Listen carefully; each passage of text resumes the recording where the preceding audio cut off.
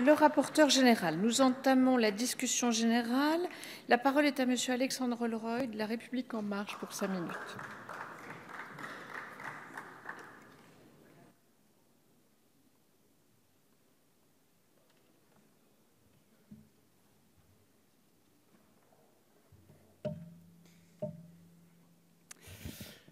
Madame la Présidente, Madame la Ministre, Monsieur le Président de la Commission, Monsieur le rapporteur général, Monsieur le rapporteur spécial, mes chers collègues, je suis un nouvel élu relativement. Et depuis le début de mon mandat, je dois vous confier que s'il y a un a priori que ces 2 dernières années ont confirmé dans mon esprit, c'est que nous avons collectivement un véritable talent pour légiférer, quantitativement. La loi comme solution à tout, ou plutôt de façon récurrente et systématique, une nouvelle loi comme solution aux derniers défis auxquels la force des choses nous confronte. En résulte une sédimentation spectaculaire qui fait souvent office de sable mouvement pour le pauvre air qui risquerait de s'y aventurer. C'est entre autres ce constat qui nous amène à soumettre cette résolution à votre examen.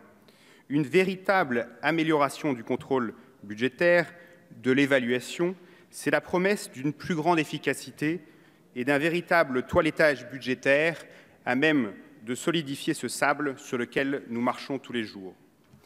L'année dernière, les efforts investis dans le printemps de l'évaluation ont permis d'avancer sur le volet contrôle. Cette année, nous aurons une vigilance particulière sur le volet évaluation. Cet exercice qui nous occupe depuis plusieurs mois doit devenir une habitude et rapidement, je l'espère, un réflexe.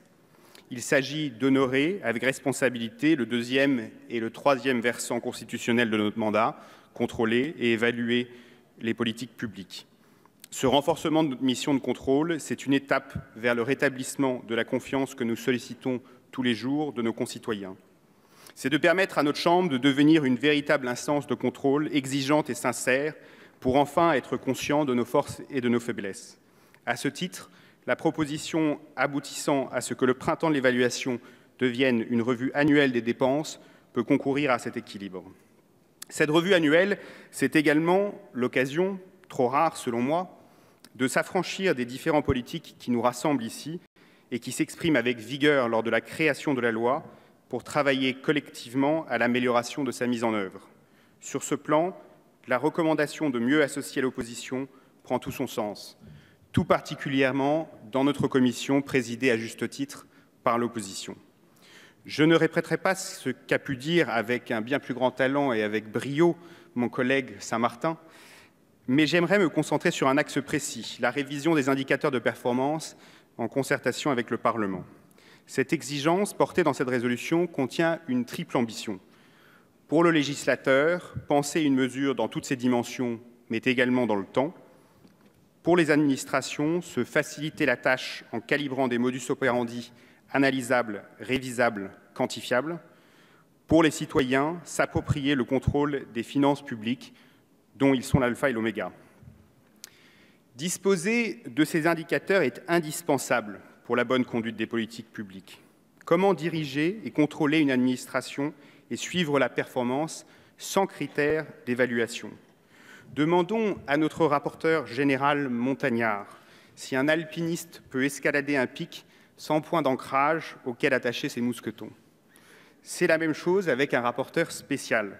Il ne peut s'appuyer que sur des indicateurs solides et fiables pour accomplir sa mission. Le président Chassaigne notait hier que la majorité était omnibulée par le terme de rationalisation. Je suis, j'en conviens, du pays de Descartes. Et peut-être à tort, je m'évertue, tant bien que mal, à rendre l'action conforme à la raison. En octobre dernier, suite à un travail d'évaluation exhaustif, 38 millions d'euros de dépenses fiscales dont l'origine, l'objet et les destinataires avaient été perdus depuis les années 70 ont été annulés dans le périmètre de mon rapport spécial. C'est autant d'euros rendus aux contribuables français. Avançons sur ce sujet, comme sur celui des niches fiscales, écartons les tabous, soyons audacieux, évaluons. Je profite également de cette excellente occasion, Madame la Ministre, pour souligner une demande faite depuis plusieurs mois à votre cabinet au sujet des indicateurs de performance relatifs au temps de réponse de la DLF aux questions des parlementaires. La capacité à obtenir ces données, c'est la condition sine qua non à une évaluation de qualité. Avec cette résolution, il s'agit de s'approprier la culture du contrôle et de l'évaluation pour que les prochains textes budgétaires soient vertueux, soient lisibles, soient efficaces. C'est pour cela que le groupe La République En Marche votera cette résolution. Merci, monsieur le député.